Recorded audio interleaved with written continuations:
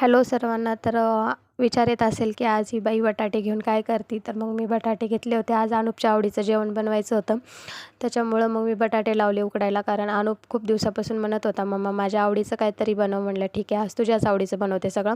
मग मिक्सरचं भांडं घेतलं, त्यामध्ये 20-25 हिरव्या मिरच्या टाकल्या, कारण आपल्याला 2 रेसिपी करायच्या होत्या. त्याच्यामुळं मग जास्तच मिरच्या घेतल्या. मग लसणाच्या पाकळ्या टाकल्या त्यामध्ये, आणि मग थोडेसे जिरे टाकले, आणि मग चवीपुरतं मीठ टाकलं, आणि मग ते मिक्सरला लावून त्याची पेस्ट करून घेतली. छान अशी पेस्ट करून घेतली मिक्सरला लावून.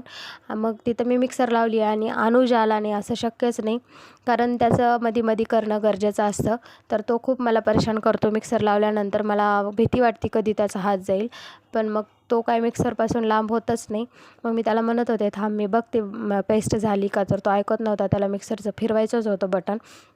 म्हटलं ठीक आहे. तर त्याला मिक्सरचं बटन फिरवू दिला, आणि मग पटकन मी उभी राहून बटन बंद केले वरून. मग इथे घेतले आळूचे पानं, आपल्या बागेतले आळूचे पानं घेतले, आणि त्याच्या देठं काढून घेतले. मग नंतर घेतला बेसन. आता आळूचे पानं बघून तर तुम्हाला लक्षातच आलं असेल की मी काय बनवते नक्की. तर मी आज बनवत होत्या आळूच्या वड्या, कारण अनुपला खूप आवडतात आळूची वडी. ही आहे पहिली रेसिपी आपली. त्याच्यामध्ये बेसन घेतलं, आणि बेसनामध्ये मस्त असं ओवा थोडासा घासून टाकला हातावरती, कसं मग त्याचा स्मेल छान येतो. मग चवीपुरतं मीठ टाकलं, कारण मिरचीमध्ये पण मीठ टाकलं होतं. आणि मग नंतर बेसनमध्ये मीठ आणि हळद टाकून घेतली, आणि तीळ पण टाकले त्याच्यामध्ये चवीपुरतं. तीळ टाकले, पांढरे तीळ होते कच्चे, तीळ टाकले, आणि मग अर्धी इनोची पुडी टाकली त्याच्यामध्ये. इनो टाकून मग मिक्स करून घेतलं ते सगळं बॅटर.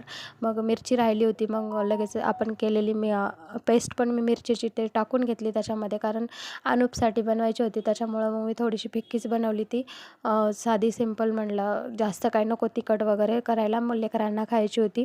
मग असं मस्त बॅटर बनवून घेतलं, आणि ते रेस्टसाठी ठेवलं.